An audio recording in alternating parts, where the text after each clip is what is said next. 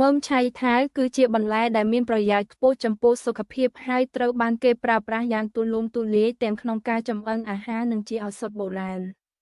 ខាងក្រោមនេះគឺជាអត្ថប្រយោជន៍សំខាន់នៃមើមឆៃថាវ 1. ជំនួយដល់ប្រព័ន្ធរំលាយអាហារមើមឆៃថាវមានផ្ទុកជាតិសរសៃ fiber ខ្ពស់ដែលជួយឲ្យប្រព័ន្ធរំលាយអាហារដំណើរការបានល្អសម្រួលដល់ការបន្ទោបង់និងជួយកាត់បន្ថយបញ្ហាទល់លាមក 2.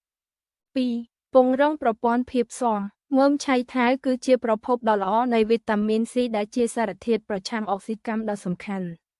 វាជួយពង្រឹងប្រព័ន្ធភាពស៊ាំរបស់រាងកាយក្នុងការប្រឆាំងនឹងជំងឺផ្តាសាយការបង្ករោគនិងការបំផ្លាញដោយរ៉ាឌីកាល់សេរី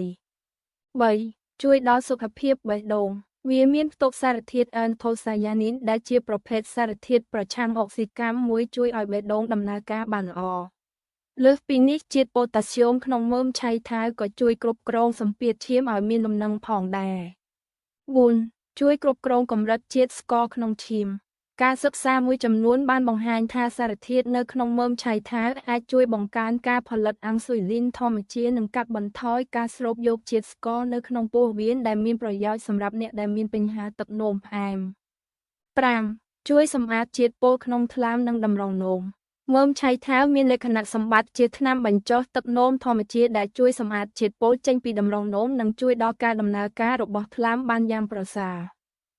6. ជំនួយដល់សុខភាពស្បែកដោយសារវាមានផ្ទុកវីតាមីន C ជាតិសង្កសីនិងផូស្វ័រវាក៏ជួយរក្សាស្បែកឲ្យមានសំណើមនិងការពារស្បែកពីបញ្ហាមួយចំនួនដូចជាមុនឬស្បែកស្ងួតចំណុចគួរប្រុងប្រយ័ត្នបញ្ហាទីរ៉ូអ៊ីតអ្នកដែលមានបញ្ហាក្រពេញទីរ៉ូអ៊ីតគួរជៀសវាងការទទួលទានមើមឆៃថាវឆៅក្នុងបរិមាណច្រើនពេកព្រោះវាអាចរំខានដល់ការស្រូបយកហូម៉ូនទីរ៉ូអ៊ីត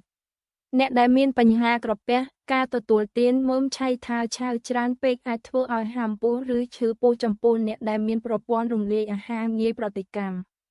តើអ្នកចង់ដឹងពីវិធីចម្អិនមើមឆៃថាវដែលឆ្ងាញ់និងរក្សាគុណប្រយោជន៍បានល្អឬចង់ដឹងពីរបៀបជ្រើសរើសមើមឆៃថាវដែលស្រស់ល្អដែរឬទេ